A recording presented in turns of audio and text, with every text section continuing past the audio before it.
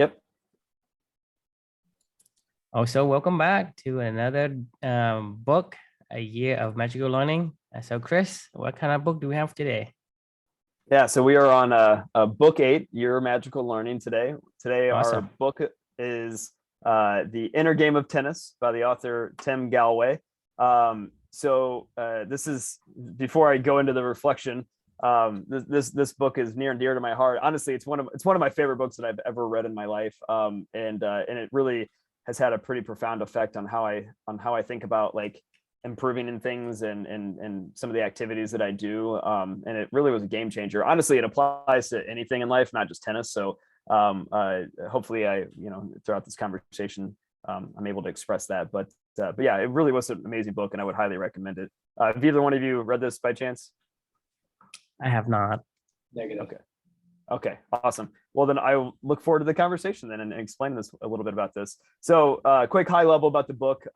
As you can see here, the book description, The Inner Game of Tennis is a revolutionary program for overcoming self-doubt, nervousness, and lapses of concentration that can keep you from winning.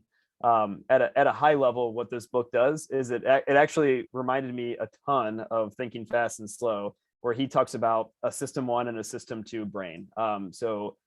He flips it though. Thinking Fast and Slow, system 1 is your automatic kind of system, and system 2 is your rational brain. In this book, I think he wrote this before Thinking Fast and Slow. So and I think just by accident he called it system 1 and system 2, but he flipped it. So his system 1 is the rational brain. His system 2 is kind of your automatic body functionality, what you just process on your own.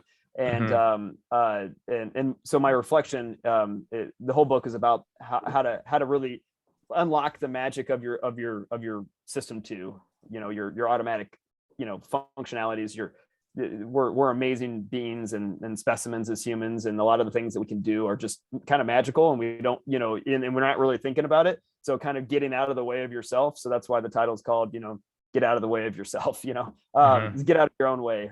So the reflection that I wrote on this one was, as you guys know, I love tennis. I play tennis all the time. It's something that's been a lifelong passion of mine since I was a little kid. And I still play competitively to this day. Honestly, like I'm never happier than anywhere than when I'm on a tennis court. Like you could block me on a tennis court for 8 hours a day and I'm in my flow state. I'm in a zone. I don't look at my phone. I don't check the internet. I don't go look for sports scores or updates or whatever notifications that are blowing you up all day long. Like I'm in the zone. I don't think about it. I don't care. I'm just doing what I'm doing. The irony of all ironies is I'm telling you guys this, how happy it makes me. But sometimes if you ever saw me on a tennis court, my whole life, I'm so fiery and competitive with myself that like you wouldn't know that. I mean, I'm constantly yelling at myself, like, move here, do this, move your feet, whatever, like just constantly just like getting into me. And I've always looked at it as a way for me to like fire myself up. But like the author talks a lot about how this is basically your system 2, your rational brain yelling at your body. And it's hilarious almost to think that you can't yell at yourself to go do something a little bit more, effective. Like your body just magically does these things. And really you're just limiting yourself when you're constantly saying, hey, roll your wrist over here, or make sure you move your feet there. Like you can't think about these things while you're in the process of doing this stuff, because you're just going to trip yourself up and it's just like a downward spiral. So what he encourages you to do is to visualize, how you want this to actually look. Like if you're trying to hit a forehand down the line, passing shot, like just sit back, zoom out, like look at the whole entire, game from like a completely different perspective. And then just say, what would this look like if I wanted to go hit that shot? Then just relax and go hit it, and let your body go do it. Like, don't think about it. Just get out of your own way, visualize what you want to do, and then go execute and let your body go be the magical body that it is.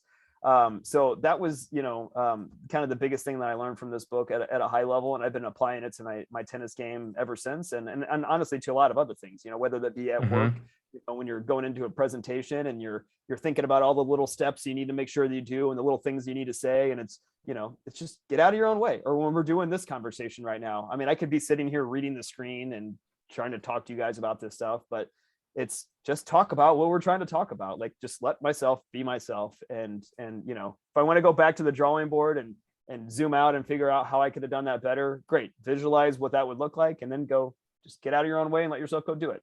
So so that's the reflection overall. So just, you know, get out of the way of your own self. But turn it over to you guys. What are your thoughts? So your what's your lessons that you learned from this? My biggest lesson is to visualize, Trust yourself. trust yourself. Yeah, trust your Okay. body, trust Okay. your instincts.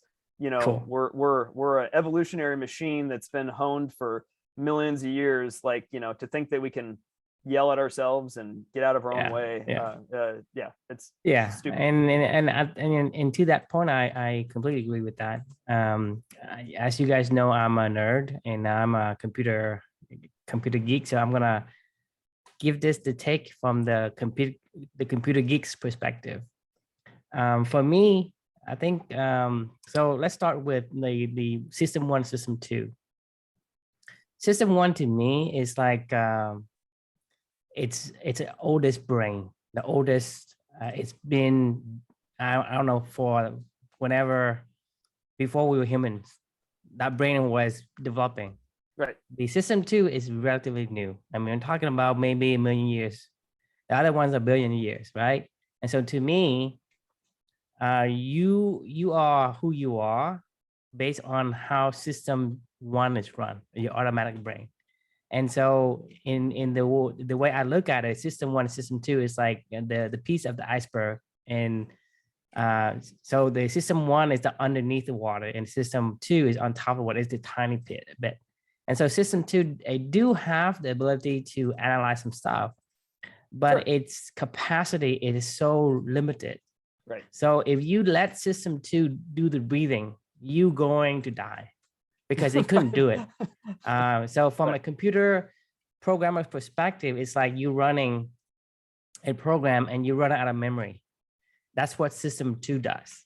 So system 2 is able to make changes, but it can't run parallel processes. It can't do all this thing. It's going to run into itself and it's going to crash. Right. So for me, you know, just like the author here, he's saying, look, you can imagine and you can be consciously think about what you want to do, and then let the system 2 take the instructions and do it for you, because it has the ability to control your muscle movement. It has to be able to control multiple type of muscle together at once. Right.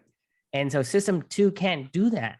So train your system 1 using system 2 to analyze and give your system 1 some I guess insights and some directions, and have system 2 take over and do the thing. So that's why, and what I like in one of Bruce Lee's movie, he say, don't think, feel, right? Exactly. So you have to feel it. I mean, that's that. Okay, when you think, he say when he's kicking somebody, is he teaching his student when he kicks somebody, you know, you're kicking somebody and you kick them like really hard and he fly off the wall or whatnot.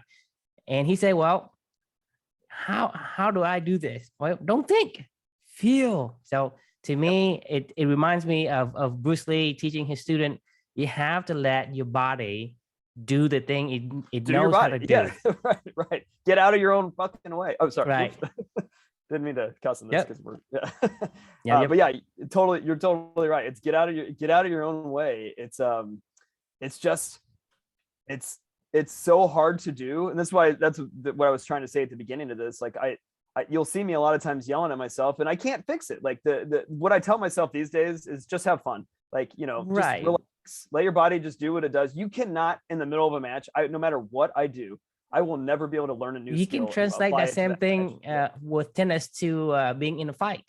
You can't think, oh, I'm gonna punch this way, I'm gonna block that way. It doesn't work. Have any of you been in a fight? It doesn't work that way. Yeah, you get knocked out every single time if you just can't keep up with your body. Right. That's why I would say don't think, feel. Right. Well, you so I think relates to, and like I say, it applies to not just tennis, but to other things too, like driving. You got to feel it. You know how to drive, feel it. You know, if there's a curve, you hug the curve, right? You know, if you go down, like in the Tokyo Drift or whatever, you go down some kind of a wavy, like down the mountain somewhere, and you got to feel it. You can't just think about it. You won't react fast enough. Your system 2 doesn't have that capacity. Agreed. Blake, what are your thoughts? You get in here on this. I think so. What you kind of mentioned, like just the visualization of doing it right. I think there's such power in doing that in everything that you do, whether it be in sports, whether it be at work. I know with me, sometimes like even at work, there are things that I know I need to do and I'm not looking forward to, and I almost procrastinate, like, oh, this is going to be such a drag. But I'm working on even just visualizing myself doing it well, seeing the benefits from beforehand. Then all of a sudden getting into it isn't so bad. Right. And then, when things go wrong, let's say in a tennis match or any, like I love sports. So something, doesn't get that starts isn't going to plan. It's so, people are so quick to all of a sudden say, okay, I got to, change my game plan instead of just stopping and then visualizing, okay, all right, this is the correction, this is what this looks like when this goes right. And just sticking to that instead of trying to make these, dramatic big changes, something you've never done before. It kind of, for some reason though, it reminded me of when you were explaining this was, so like one time I took a swing dance class with my wife, and it was the worst experience in the world. It was, again, like I thought I'd come in and start, do great. But then all of a sudden I was like, I'm not as coordinated. I couldn't pick up on it. And then they kept moving step 3, step 4, and I was so behind. And it was, I just was so overwhelmed by it. And I almost had a panic attack. Like, I got to get out of here. But I don't know what you do in that situation where, let's say you're playing tennis, something's wrong. I guess what is the correction then? Because, yeah, that's a great question. No, I mean, that's a great question. So this is the other key to this is, if you don't know how to do something, you need to go find people that do know how to do it, observe them, and then visualize yourself doing it. Like the Tim Galway's a coach, a tennis coach, the guy that wrote this book, and he was teaching some novice tennis players, that play regularly, but it seemed like they had plateaued with their game. And this one particular lady he was talking about, she just could not hit a deep forehand for whatever weird reason. And he was like, look, just stop. Like, let me show you a few times what this looks like. Then he goes, now I want you to visualize, what does your swing look like if you're going to do exactly what I just did? Don't worry about the technique. Don't worry about any of this stuff. Just like, what does it look like for you to get a ball from here to there? Like, just do it with your body real fast. I showed you what to do. Now do it with your body. She did it a few times and he was like, just don't think about it. Now let's go try this out a few times. And she hit like 9 out of 10 in a row. And she was like, oh my God, I've never done anything like this before.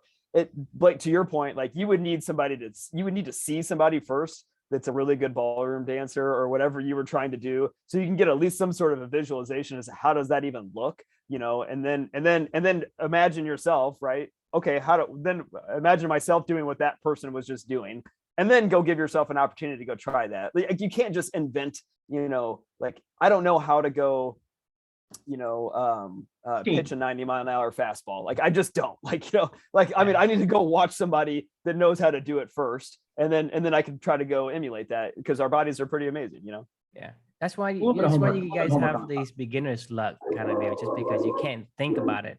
You just see somebody does it, and you just, okay, how would I do it, and use what I know, what my body knows, and just copy it. So you get to a certain level, and then you start thinking about it, and then you start to backtrack your ability a little bit. Because you get in the self, you get yourself in the way of yourself. Yeah, you start to think what you're doing a little bit, and you're like, oh crap, like, I know how this technique works, and then you start yelling at yourself, and you think you can tweak, corrections with, different technique, like ideas or whatever, and really you're just getting in the way.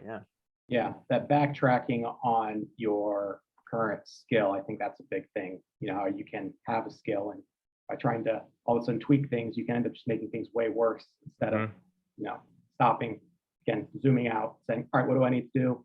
Let's do it. Yep. Yeah. So it's an interesting book. I would highly recommend it if you guys ever wanted to just. I think it's a good lesson, just because, we sometimes forget about that. We need to trust our system, one, to do the job, and then we need to use system two to kind of get some analysis and tweaks, and say, okay, now I know how to tweak just one thing, let my system absorb the information, and then have it applied next time. So that's how you improve yourself. Chris, let me whether ask that's you, tennis or in kung fu, in fighting, or in Anything. whatever. Yeah. what are some other areas of life that you see like this is something that, you know, someone should, like a lot of different areas this could be applicable towards, or you think like a lot of people probably mess up in this area of life or this, whatever it might be, that you could see this being helpful for? Honestly, I'm not lying. I think anything really. I think this applies to anything where you're, you know, trying to perform some sort of an action, you know, whether that be public speaking, whether it be Exactly. Like what we do now. It's like we this, don't think about what you're gonna say. Just what do you feel like saying, and you say Right. it, right? Let it grow, right? You can say it wrong and you can adjust. There's no say, okay, I have to say in a proper way. I have to have beginning, middle, and end, and all this thing that you learn. You do learn them, but once you learn from system 2, you need to hand it off to system 1 so that it can utilize. So we're talking about what we do now, what you can do in playing tennis, fighting, driving, even having a habit. Like a habit, it's something that you want to have a good habits. Right. Right. You think about something and say, okay, I'm thinking about not having coffee, or I'm thinking about not having a cigarette. Well, then it's like, hey, if I ask you to not think about an elephant, then you think about an elephant, just because you're getting yourself in the way of yourself. Agree. What do you think, Blake? I mean, is there, you know, I mean, where would you not be able to apply this is my question. Good question. I don't know. I think it's just, again, it's kind of reframing your thinking. I guess it's identifying areas that you do get in your own way. You know, I think that's kind of hard. The hard part too is just understanding, you know, where are areas that I am getting in my own way that I can look to apply this, because I think a lot of times when you do it, you don't even realize you're doing it. So I think I'll try to be more aware of it. I'll try to get back to you on that one. Yes. Yeah. But it's also like I mean, I'm not saying that you always rely on system 1, because system 2 has its advantages. Is able to stop and consciously think about stuff and say, is system 1 doing the right thing? In case, you know, the example would be, I am drinking pop soda, right? And I just continue to do it because that's what I've been used to doing it. So system 1 is doing what it knows, and it will continue to do the same thing. System 2 is it has the ability to analyze and change system 1 to say, well, let's drink Fresca instead. So you have to use 2 systems based on what it can and cannot do for its advantages, versus kind of clash the 2 systems together. Agreed. Yep, definitely advantages of both. I think in the book Thinking Fast and Slow, which we'll talk about later on, you know, Daniel Kahneman talks about everybody thinks the hero is system 2 in our rational brain. He was like, I'm telling you the truth. Like the hero is our system 1, the automatic functionality, the fact that I'm able to hit a ball 100 mile an hour, you know, pinpoint accuracy, and the, you know, over and over and over again. Like, I mean, that's pretty incredible. Like, I mean, there's so much movement and coordination that goes on to be able to make that happen that I don't even see it. I don't feel it anymore. It's just a part of what I can do. But at the same time, like, it's pretty complicated, you know, like, I mean, the fact that we're able to do some of these things, like, you know, I'm watching, you know, this cheer show with Felicia right now, and these people are tumbling, flipping, doing all this stuff all over the place. You guys remember Simone Biles from the Olympics when she had her twisties? You know, that was when she was thinking about what she was doing in the air, and that's freaking dangerous when you're doing 5 flips or whatever it is, like, and you're not, and your body's getting in your brain is getting in the way of your body. I thought of Shaun White when you were saying it, you know, of all the guys who are extreme athletes.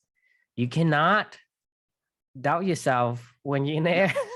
You can't think about it. You can't, no, like you will kill yourself if you do it, because you're not gonna land in the right position. Right. It's a, you know, our bodies are amazing. So that's the final lesson I would give from that one. But so the question for any of the listeners out there is, you know, what would you do? What would happen if you got out of your own way? Just something to think about, ponder about, you know, when you get into situations where you're performing complex activities and tasks, and what would happen if you just got out of your own way? So that's where we'll leave you at for the year of magical learning for book 8. And let us know. Yeah, and we'll see you tomorrow. See you tomorrow. You get.